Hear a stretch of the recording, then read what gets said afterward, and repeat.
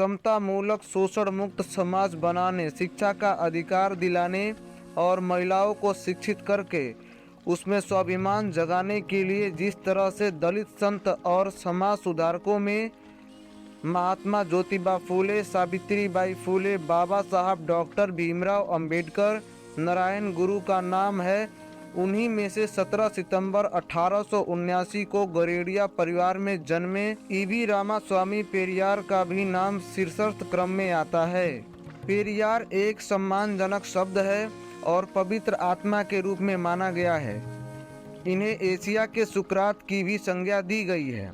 पूरे तमिलनाडु का भ्रमण करने के बाद कई भाषाओं में और कई जनसभाओं में उन्होंने कहा है कि मेरे विचार सीधे स्वीकार मत करो, बल्कि कुछ भी सिर्फ इसलिए स्वीकार नहीं करो कि मैंने कहा।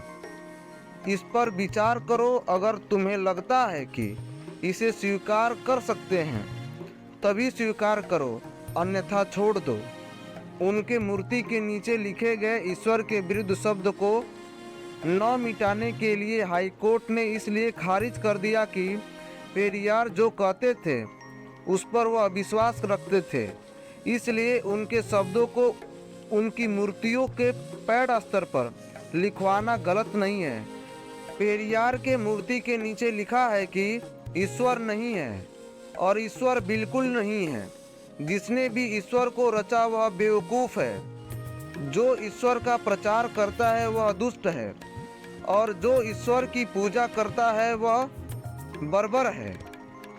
अपने सामाजिक व राजनीतिक जीवन में कई उतार चढ़ाव देखने के बाद पेरियार अपने तार्किक शक्ति का वैचारिक प्रयोग सभी राजनीतिक दिग्गजों के साथ किया, परंतु उन्हें असंतुष्ट होना पड़ा। जीवन में कभी भी कोई समस्या यदि आ जाए तो उसके जड़ में जाना चाहिए। जैसे सामने बैल आ जाए तो उसका सींग पकड़ना चाहिए, ना कि उसकी पूंछ। इन्हीं अभिधारणाओं से प्रेरित होकर पेरियार ने ईश्वर से ही सीधे प्रश्न करके पाखंडियों को कटघरे में लाकर खड़ा कर दिया। पेरियार के ईश्वर से सवाल। पहला, पेरियार कहते हैं कि क्या तुम कायर हो जो हमेशा छिपे रहते हो, किसी के सामने कभी क्यों नहीं आते? दूसरा, क्या तुम खुशामद परस्त हो जो लोगों से दिन रात पूजा अर्चना करवाते हो?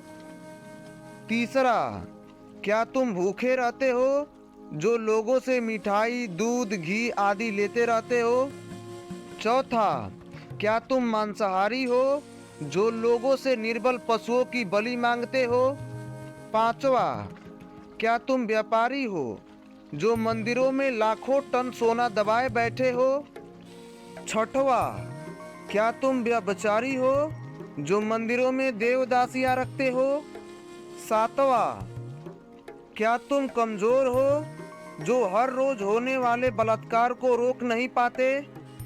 आठवां, क्या तुम मूर्ख हो जो विश्व के देशों में गरीबी भूखमरी होते हुए भी अरबों रुपए का अन्न, दूध, घी, तेल बिना खाए ही नदियों नालों में बहा देते हो? नौवां, क्या तुम बहरे हो जो बेवजह मरते हुए आदमी, बलात्कार होती हुई मासूमों की आवाज़ नहीं सुन पाते? दसवां, क्या तुम अंधे हो जो रोज अपराध होते हुए भी नहीं देख पाते? 11वां, क्या तुम आतंकवादियों से मिले हुए हो जो रोज धर्म के नाम पर लाखों लोगों को मरवाते हैं? 12वां, क्या तुम आतंकवादी हो जो ये चाहते हो कि लोग तुमसे डर कर रहे? 13वां, क्या तुम गूंगे हो जो एक शब्द नहीं बोल पाते लेकिन करोड़ों लोग तुमसे लाखों सवाल पूछते हैं? 14वां, क्या तुम भ्रष्टाचारी हो जो गरीबों को कभी कुछ नहीं देते जबकि गरीब पशुवत काम करके कमाए गए पैसे का कतरा कतरा तुम्हारे ऊपर निछावर कर देते हैं? 15वां, क्या तुम मूर्ख हो कि हम जैसे नास्तिकों को पैदा किया जो तुम्हें खरी खोटी सुनाते रहते हैं और तुम्हारे अस्तित्व को ही नकारते रहते हैं? दोस्तों, आप लोगों को वीडियो कैसा लगा कमेंट बॉक्स में ज़रूर कमेंट कीजिए।